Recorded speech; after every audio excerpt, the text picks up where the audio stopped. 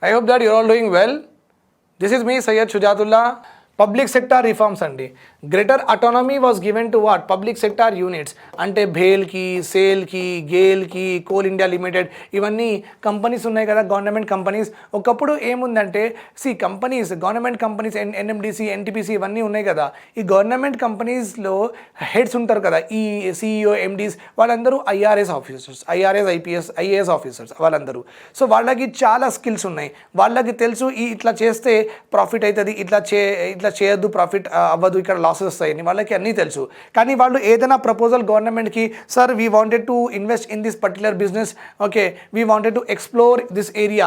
NMDC ఉందనుకోండి, national mineral development corporation, వీళ్ళు exploration, వీళ్ళు వెళ్ళి టెస్టింగ్ చేసిండ్రు ఒక ఏరియాలో. ఆ ఏరియాలో వీళ్ళు సస్పెక్ట్ చేస్తున్నారు. ఏం సస్పెక్ట్ చేస్తున్నారంటే అక్కడ గోల్డ్ ఉంది, ఆ ఏరియాలో గోల్డ్ ఉంది. సో ఆ గోల్డ్ ఉంది వాళ్ళకి అర్థమైన తర్వాత వాళ్ళు ఒక బ్యారికేడ్ కట్టి గవర్నమెంట్కి లెటర్ రాశారు. మాకు ఇంత డబ్బులు విత్డ్రా చేయాలని ఉంది, బికాస్ ఇక్కడ గోల్డ్ అని రిజర్వ్స్ మాకు కనిపిస్తున్నాయి. ఆ పర్మిషన్ ఇవ్వడానికి మినిస్ట్రీస్ 5 years చేసిండండి. 5 years చేసిండ్రు. ఓకే, సో అట్లా ఏమైందంటే ఇక్కడ ఉన్న IAS officers who are sitting as MDs and సిఇఓస్ను వాళ్ళకి అటానమీ ఇవ్వలేదు. సో వాళ్ళు ప్రపోజ్ చేసిన సలహాలు తీసుకోలేదు. ఓకే, వాళ్ళు ఎక్కడైనా ఇన్వెస్ట్ చేసి కంపెనీస్కి మంచిగా చేయడానికి వాళ్ళు ట్రై చేస్తే కూడా ఎవరు అప్రూవల్ ఇవ్వలేదు. With that what happen 1991 before చాలా many of the government enterprises వాళ్ళు లాసెస్లో వెళ్ళిపోయినాయండి. They went into the losses. Then గవర్నమెంట్కి ఏం అర్థమైంది, అట్లా కాదు, అంత చదువుకున్న వాళ్ళు ఉన్న తర్వాత మనం ఎందుకు మధ్యలో పోదాం, సో వాళ్ళకి కొంచెం అటానమీ ఇచ్చేద్దామని గవర్నమెంట్ ఏం చేసిందంటే నవరత్న, మహారత్న, మినీరత్న అలా కంపెనీస్కి అలా కేటగిరీలో డిసైడ్ చేసేసి, సరే మీరు ఇంత ఇన్వెస్ట్మెంట్ మీ ఓన్గా చేసుకోండి, ఇంత ఇన్వెస్ట్మెంట్ మీరు ఓన్గా చేసుకోండి. So CEO and board of directors కలిసి ఎక్కడ మనం ఎక్స్పోర్ట్ చేయాలి, ఎక్కడ ఇన్వెస్ట్ చేయాలి వాళ్ళు ఈ మధ్య వాళ్ళు చూసుకుంటున్నారు. Now they are not taking permission from the government, they are doing the investment. ఆ లిమిటెడ్ అమౌంట్ ఆఫ్ ఇన్వెస్ట్మెంట్ వాళ్ళకి ఎంత ఇచ్చారు వాళ్ళు చేసుకుంటున్నారు అనమాట. Okay, greater autonomy was given to what public sector units through the memorandum of understanding restricting interference of government officials. Okay, government ఆఫీషియల్స్కి restrict చేయడానికి అంటే గవర్నమెంట్ వాళ్ళు అంటే గవర్నమెంట్ మినిస్ట్రీస్, డిపార్ట్మెంట్ వాళ్ళు ఇన్వాల్వ్ అవ్వకుండా దీస్ ఇన్స్టిట్యూషన్, ఇస్రో, డిఆర్డిఓ వాళ్ళు ఫంక్షన్ చేసుకోవాలి. Okay, then MRTP act, the Industrial Policy 1991 restructured the Monopolies Restrictive Trade Practices Act. Okay, monopoly అంటే సింగిల్ సెల్లర్. ఓకే, సపోజ్ ఇక్కడ వాటర్ బాటిల్స్ ఉన్నాయి, మనం తాగుతున్నాం. ఓకే, మనం ఒక Walmart a very very big retail giant in the world. Walmart ఏం చేసిందంటే వాళ్ళది ఒక వాటర్ బాటిల్ ప్లాంట్ ఉంది, సో వాల్మార్ట్కి మనం ఇండియాలో ఫారిన్ ఇన్వెస్ట్మెంట్కి అలౌ చేసినాం. వాల్మార్ట్ ఇలా డీమార్ట్ లాగా, ఇంకా ఫుడ్ వరల్డ్ లాగా, ఇంకా బిగ్ బజార్ లాగా, రిలయన్స్ మార్ట్ లాగా వాల్మార్ట్ అని మొత్తం సిటీస్లో గల్లీలో వచ్చేసినాయి. వీళ్ళు ఇక్కడ ఏం చేసినంటే వాటర్ బాటిల్స్ 5 రూపీస్లో మనం తాకుతున్న వాటర్ బాటిల్స్ ఇస్తున్నారు. మనకు ఇక్కడ దొరుకుతుంది అది 50-60 రూపీస్లో. ఇక్కడ డీమార్ట్లో, వాల్మార్ట్కి పోతే మీకు 10 రూపీస్లో ఇస్తున్నాడు, ఆయన 5 రూపీస్లో ఇస్తున్నాడు. Because he can bear the losses. ఇక పెద్ద జెయింట్ కదా ఆయన. ఒక 1 crore వాటర్ బాటిల్స్ 5 రూపీస్లో అమ్మితే కూడా ఆయనకి వచ్చేది 2 crores అనుకోండి, ఒక 5 crore లాస్. 2 crores అనుకోండి, ఒక 5 crore loss. That is not even 0.01% of its total sale across the world. That is not even 0.01% of loss, total sale. అంత లాస్ వాళ్ళు ఈజీగా బేర్ చేయొచ్చు. కానీ మన కంట్రీలో ఉన్న వాటర్ బాటిల్స్ ప్రొడ్యూస్ చేస్తున్న వాళ్ళకు 2 crore 3 crore లాస్ ఎంత పెద్ద లాస్ అండి. 10 lakhs కూడా ఒక పెద్ద లాస్ అవుతుంది వాళ్ళకి. ఓకే, సో వాళ్ళు 5 రూపీస్లో పెట్టిన తర్వాత మన ఇండియన్ ఇండియన్స్ మ్యానుఫ్యాక్చర్ చేసిన వాటర్ బాటిల్స్ 50 రూపీస్లో అమ్మితే, ఓకే వాళ్ళు 5 రూపీస్లో అమ్మితే, యాజ్ ఎ కన్జ్యూమర్స్ మనం 5 రూపీస్ వాటర్ బాటిల్ తీసుకుంటామా, 50 రూపీస్ వాటర్ బాటిల్ తీసుకుంటామా? Consumer is a price sensitive. Always డబ్బులు ఎక్కడ తక్కువ ఉంటుంది, మన intention to buy that will only go first. Okay, quality consumer ఎక్కువ చూడడు, క్వాలిటీలో కాంప్రమైజ్ అవుతాడు, కానీ he will never compromise on what price. Okay, the moment where the price is less ఆయన అక్కడ వెళ్ళిపోతాడు. So Walmart the water bottles మీరు కొంటారు, నేను కొంటా, అందరు కొంటాం. సో మనం వాల్మార్ట్ వాటర్ బాటిల్ మనం ముందు మన ఇండియన్ మ్యానుఫ్యాక్చరర్స్ వాటర్ బాటిల్ కొంటున్నాం. మనం ఏం చేసినాం ఇప్పుడు అది వదిలేసి వాల్మార్ట్ వాటర్ బాటిల్ కొంటున్నాం. మనం వాల్మార్ట్ వాటర్ బాటిల్ కొంటే వాళ్ళు ప్రొడ్యూస్ చేసిన వాటర్ బాటిల్ ఎవరు కొనాలి? ఎవరు కొనరు. సో వాళ్ళకి ఎవరు సేల్ లేదంటే ప్రాఫిట్ లేదంటే వాళ్ళు ల్యాండ్ రెంట్ ఎట్లా ఇవ్వాలి, లీజ్లో ఉన్నది ఎట్లా ఇవ్వాలి, వాళ్ళు అక్కడ ఉన్న పని చేస్తున్న వాళ్ళకి శాలరీస్ ఎట్లా ఇవ్వాలి, మళ్ళీ ఆ మషిన్స్కి మెయింటైన్ చేయడానికి repair maintenance cost they cannot cover. So వాళ్ళు అందరూ వైండప్ చేసుకొని వెళ్ళిపోతారు. వైండప్ చేసుకొని మొత్తం బిజినెస్ వెళ్ళిపోయి ఊరికి వెళ్ళి అగ్రికల్చర్ చేసుకుంటారు. So are you getting my point? This is called as was monopoly. మీరు మార్కెట్లో వచ్చి ఎలాంటి స్ట్రాటజీస్ అంటే ప్రైస్కి ఒక పెట్టుకొని ఎంత తక్కువ ప్రైస్ పెట్టినరు, ఎలా పెట్టినంటే ద డొమెస్టిక్ కంపెనీలు డొమెస్టిక్ మ్యానుఫ్యాక్చర్స్కి అసలు స్కోపే లేదు టు కంపీట్ విత్ యూ. స్కోపే లేదు. అంటే వాళ్ళు ఒక 45 రూపీస్ పెట్టుకుంటే మనం ఒక 50 రూపీస్ పెట్టుకుంటే వాళ్ళలో కాంపిటీషన్ ఉంటుంది.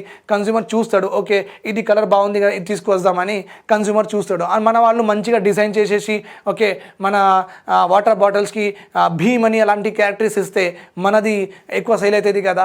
ఓకే, సో కాంపిటీషన్ అయినా అవుతుంది, competition will also be there. Okay, కానీ 5 రూపీస్ ఎక్కడ 50 రూపీస్ ఎక్కడ అండి? ఇలాంటి ప్రిడేటర్ ప్రైసింగ్ అంటారు. This kind of pricing is called as what? Predator pricing. అంటే మీరు ప్రిడేటర్ లాగా అన్ని కంపెనీస్ ఇండియన్ కంపెనీస్కి ప్రే లాగా తినేస్తున్నారనమాట వాల్మార్ట్. ఓకే, ఇలాంటి ప్రాక్టీసెస్కి రెస్ట్రిక్ట్ చేయడానికి ఒక యాక్ట్ తీసుకొచ్చారు మనం అప్పుడు. That is called as monopolies trade restrictive practices act. Monopolies Trade Restrictive Practices Act. Okay, so to regulate the concentration of economic power, Walmart daggare power undaddu, pre-entry restrictions for setting up of new enterprises, expansion of existing business, okay, mergers and acquisitions etc. has been abolished. Merger and acquisition ante Walmart digi mottam food వాళ్ళకి తీసుకొని డిమార్ట్కి తీసుకొని అందరికీ కొనేసింది Walmart. Monopoly అయిపోయింది కదా, monopoly only, right? Yes. Now let us go ahead with another important letter in LPG, that is privatization. What is that? Privatization. Okay. Now, whenever you start your answer, you have to start with this particular paragraph. Privatization ante idi rayalsinde in your answer. Privatization is the transfer of control of ownership of economic resources from the public sector to private sector. Okay, so economic resources ante enti? Economic resources are that resources, okay, that are important to do production cheyadaniki మనం ఎలాంటి resources ఏదైనా resources use చేస్తాం కదా, అవన్నీ resources ఒకవేళ that resources ప్రొడక్షన్లో involve అయ్యి ఉంటే అలాంటి రిసోర్సెస్కి ఎకనామిక్ రిసోర్సెస్ అంటారు. అంటే ల్యాండ్ మీకు ఇంపార్టెంటా కాదా? ఎస్.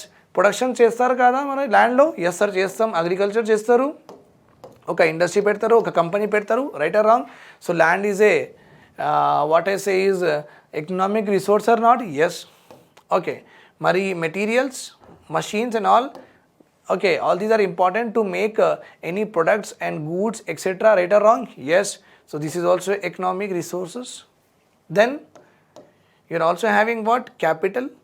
అంటే బ్యాంక్ నుంచి మీకు డబ్బులు వస్తేనే మీరు ఏదైనా ప్రొడ్యూస్ చేయొచ్చు కదా. yes, capital is also an economic resource. very good.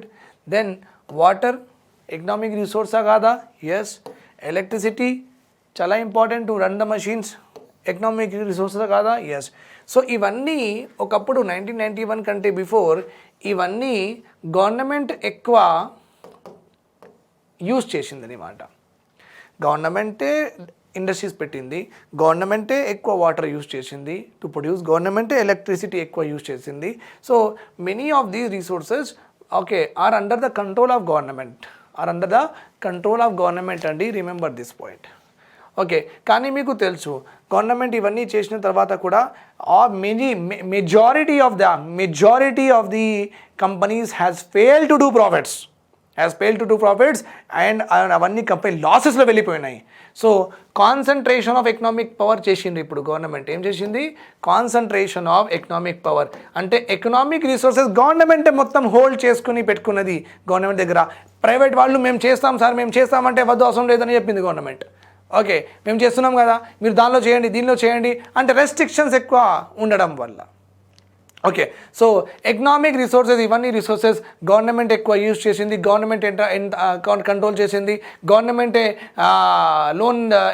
Loan ఎంత ఇవ్వాలి, ఓకే, ఏ ఇంట్రెస్ట్లో ఇవ్వాలి, వాటర్ సప్లై ఒక ఇండస్ట్రీకి ఎంత ఇవ్వాలి, ఎంత ఇవ్వద్దు, గవర్నమెంటే మొత్తం ఎక్స్పాన్షన్ అయినా సరే, ఇండస్ట్రీస్ పెట్టడం అయినా సరే గవర్నమెంట్ కంట్రోల్ చేసింది అనమాట. ల్యాండ్ కూడా కంట్రోల్ చేసింది. మీరు వేరే ఇంకొక ల్యాండ్లో కొత్త ఇండస్ట్రీ మీరు ఎస్టాబ్లిష్ చేయాలంటే గవర్నమెంట్ మీకు పర్మిషన్ ఇవ్వలేదు. ఓకే, ల్యాండ్ కూడా గవర్నమెంట్ కంట్రోల్ చేసిందన్నమాట. ఓకే, సో ఎకనామిక్ రిసోర్సెస్ అన్నీ మీకు అర్థమైపోయింది. You understood what is the meaning of economic resources. Now they are 2 concepts are there అండి. One is nationalisation, another one is privatisation. Privatisation అంటే, nationalisation అంటే ఏంటి? Very very very important. Okay, nationalisation అంటే ఒక కంపెనీది, if a company is owned by governments 100%, that too, if 100% of that particular company is owned by government, it is called as what? Nationalized. Ante mana ISRO completely government owned. ISRO, DRDO completely government owned, మొత్తం డబ్బులు government they. Okay, మళ్ళీ we also have what ఈ మధ్య చాలా privatisation కూడా అయిపోయినాయి, so కొంచెం ఆలోచించాలి. మరి పోస్ట్ ఆఫీస్ మొత్తం గవర్నమెంట్ చేతిలో ఉంది. పోస్ట్ ఆఫీస్ మొత్తం గవర్నమెంట్ చేతిలో ఉంది. అలాంటి చాలా ఉన్నాయండి. ఓకే, ఇంకా నేషనల్ మినరల్ డెవలప్మెంట్ కార్పొరేషన్ అంటే ఆబ్వియస్లీ కార్పొరేషన్ అంటే private players are there, fine. This is exactly 100% government డబ్బులు. అంటే all of these are what? Nationalize అంటారు. 100% గవర్నమెంట్ది ఉంది. ఓకే, 100% అయినా చెప్పొచ్చు మీరు, లేకపోతే 51% కంటే ఎక్కువ ఓనర్షిప్ ఉంటే కూడా నేషనలైజ్ అంటారు. 51%. ఓకే, ఇది ఒక పెన్ ఉంది. ఓకే, 10 రూపీస్ పెన్, నేను 6 రూపీస్ వేసిన, మీరు 4 రూపీస్ వేస్తున్నారు. ఎవరిది ఎక్కువ నడుస్తుంది? నాది ఎక్కువ నడుస్తుంది. Right or wrong? ఎందుకంటే నేను ఎక్కువ డబ్బులు ఇచ్చిన, 6 రూపీస్ నేను, మీరు 4 రూపీస్. ఓకే, అప్పుడు కూడా నేషనలైజ్ అంటారు. అంటే ఇప్పుడు నేను ఎలా యూజ్ చేయాలి అట్లా యూజ్ చేసుకుంటాను దీనికి. ఓకే, మీకు టైం మీరు 10 అవర్స్ నేను యూజ్ చేసుకుంటా, మీరు 4 అవర్స్ యూజ్ చేసుకుంటారు, అంతే కదా? ఎస్, ఎందుకంటే నేను డబ్బు లేక, అంటే నాది నడుస్తుంది, నా డిసిజన్ మేకింగ్ నడుస్తుంది. అంటే 50% కంటే ఎక్కువ, ఒకవేళ 50% కంటే ఎక్కువ ఒకవేళ మీది ఓనర్షిప్ ఉంటే ఏదైనా అసెట్లో మీది ఎక్కువ నడుస్తుంది. అదే 100% ఉంటే మీది నడుస్తుంది. Right? So nationalisation means any asset, any infrastructure, if any office it is more than 50% + 1 ownership గవర్నమెంట్ది ఉంటే నేషనలైజేషన్ అంటారు. అదే private people, private person like BSNL, మొన్న ఎయిర్ ఇండియా టాటా వాళ్ళు కొనేసిండ్రు. ఎయిర్ ఇండియా టాటా అంటే ఒకప్పుడు నేషనలైజ్ ఉండింది, గవర్నమెంట్ మొత్తం ఓనర్షిప్ టాటా వాళ్ళకి ఇచ్చేసింది. అంటే ఇది నేషనలైజ్ పోయి ప్రైవేటైజ్ అయిపోయింది. నేషనలైజ్ పోయి ఏమైపోయింది? ప్రైవేటైజ్ అయిపోయింది. అంటే మన గవర్నమెంట్ కంపెనీస్ ది ఓనర్షిప్ ఇవ్వడమే ప్రైవేటైజేషన్. 50% కంటే ఎక్కువ మీరు తీసుకోండి, 50%, 51% తీసుకోండి సార్, 56% తీసుకోండి, 70% తీసుకోండి, మీ ఇష్టం. కానీ గవర్నమెంట్ ఇంకా ఇంట్రెస్ట్ లేదని మాట. ఇచ్చేయాలనుకుంటుంది గవర్నమెంట్, ఇంట్రెస్ట్ లేదు, ఇంకా గవర్నమెంట్ దానికి డెవలప్ చేయడానికి ఇంటెన్షన్ కూడా లేదు, ఇచ్చేస్తుంది. ఓకే, ప్రైవేటైజేషన్ అంటే ఇది, నేషనలైజేషన్ అంటే ఇది. Understand my point here. నా చూద్దాం ఏం రాసి ఉంది ఇక్కడ. Okay, privatization is the transfer of what? Control of ownership of government to the private sector. Okay, and privatization is done through a process called as disinvestment. Okay, investment ante, you know that. What is the meaning of investment?